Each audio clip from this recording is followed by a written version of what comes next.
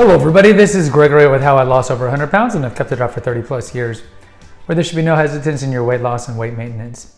Today we're going to talk about some cardinal mistakes that men make and women as to why they're not losing the weight and more importantly keeping it off. Now before we begin, if you need help from weight loss perspective, contact me through the Clarity FM link found here in the episode notes. Also check out my 2 books which you can find on Amazon. There's links in the episode notes, and my 2 podcasts. One on health called The Awakened Man, and the ones on movies called The Cinema Rag. And also, if you're interested in Christianity, I do have a YouTube channel on Christianity as well. All right, so what are some cardinal mistakes I think people make and that I've made in the past? I have 2 personal playlists here at this YouTube channel. One's called Confessions of an Obese Child, which talked about kind of like what it was like growing up overweight.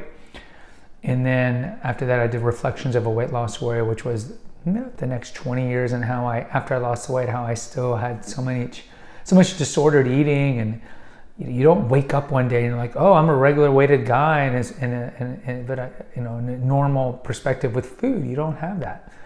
You still have imposter syndrome and survivor's guilt and so forth, or at least I did. So from 30 plus years of experience, what can I tell you on some mistakes that men are making? Well, I mean, the most important mistake men make, I'll mention at the end. But what are some other big mistakes? Not developing an exercise ethic and routine. Now, yes, you can lose weight without exercise, but exercise has not even dual benefits, it's triple benefits. I don't know what the adjective for dual is, trio benefits.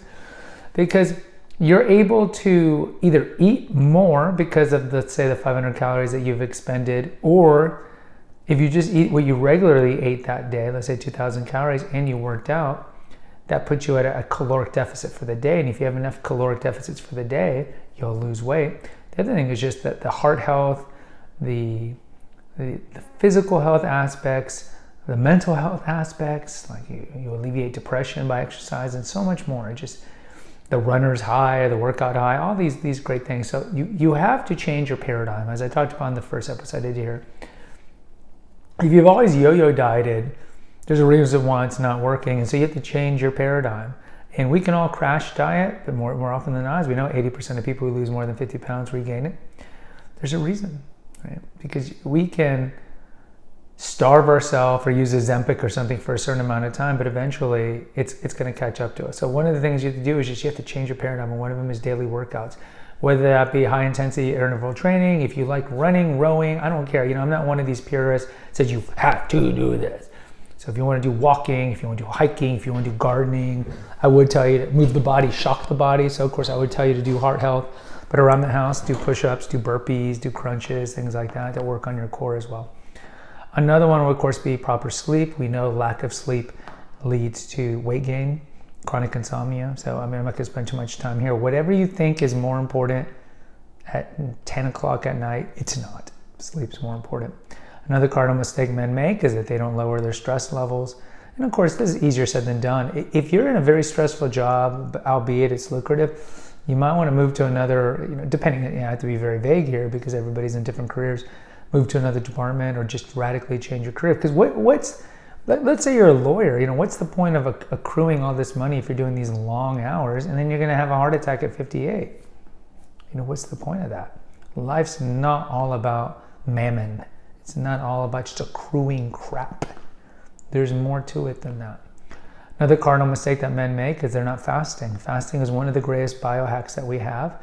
There's different forms of fasting. We have several videos here on it. I've been fasting daily since 2014. I haven't had breakfast in almost 10 years, and I'm not going to go back to it. But I don't necessarily fast anymore for weight loss biohacks, but it's more for the mental health and the cognitive increase, so to speak, that I have, and what it does to my DNA, what it does for my aging, and another biohacks aside from that. But if you're wanting to lose weight, fasting is great.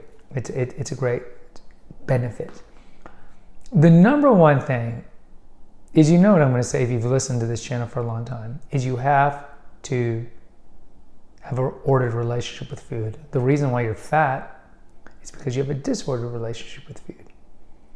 If you look at children, if you look at animals, you don't see a lot of fat birds in the wild. Why? They have an ordered relationship with food. Even when they have excess food, they don't indulge in it. They're not gluttonous. See, we don't have a thermostat. More often than not, the way it's supposed to be is, I'm hungry. Think of Maslow's hierarchy of needs.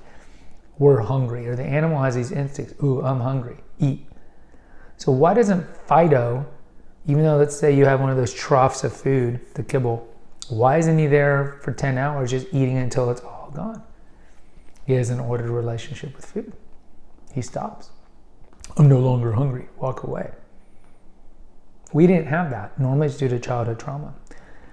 So unless you go and do the deep work and figure out why you turn to food as nurturing to soothe your pain, you're always going to yo-yo diet, or you'll be doing calorie in, calorie out. Now, calorie in, calorie out can work for a little while, but eventually it's going to catch up to you when you can no longer calorie out it. Or instead of exercising, you might resort to bulimia nervosa and other even worse things that can perniciously affect your health. So doing the deep work and removing emotion from eating is the number one thing. And once you do that, you'll have equilibrium, you'll have balance, and you'll be like the dog. Be like the dog. Be like the monkey. It's easier said than done, right? Because a lot of us either don't have the introspection to go back and even understand that. And some people do have the introspection, but they have too much fear to go back and deal with that. But let me tell you, I had an alcoholic father, rageaholic father, depressed mother. That's why I turned to food at a very young age, like at 4 or 5. And if you don't do that, you're just going to be doing this most of the time. So even though it's the hardest thing to do, I will tell you, it's the number one mistake that men are making, is you have to look yourself in the mirror and be like, I have a disordered relationship with food. Yeah, it's not your metabolism. It's not the toxins they put in the food. It's not my wife's a horrible witch and because of that I eat too much. No, it's you. That's the first step. A lot of men can't even get to that step. But once you make that step, then you can make a commitment to do the deep work. Look, there's online therapy. You can get unlimited sessions for a monthly fee. There's different things out there, but you definitely have to talk it out. And once you do the deep work, even though at the beginning it's going to be harder and might take you some time to get to that breakthrough, let me tell you, it's so liberating because you don't have that monkey on your back. You don't have that gluttonous drive, the binge eating drive anymore. It's gone. It's not to say you don't have cake or whatever, but you have an ordered relationship with food. I've mentioned in a past episode, there's no reason ever to have 2 slices of cake. Sure, especially if you're in weight maintenance, absolutely have a slice of cake here and there, or have a donut. That's part of living. Enjoy these simple pleasures. But when you have the second slice, that's when you're numbing the pain. Just like with alcohol. 1 drink's fine. 2 drinks, you're numbing the pain. So that's the number one mistake. I highly recommend you do it. Guys, post in the comments. Let me know what you think. Let me know if there's other cardinal mistakes that you think that I didn't mention. To me, those are the biggest ones, but please feel free to mention more. Until next time, take care, God bless, and pray.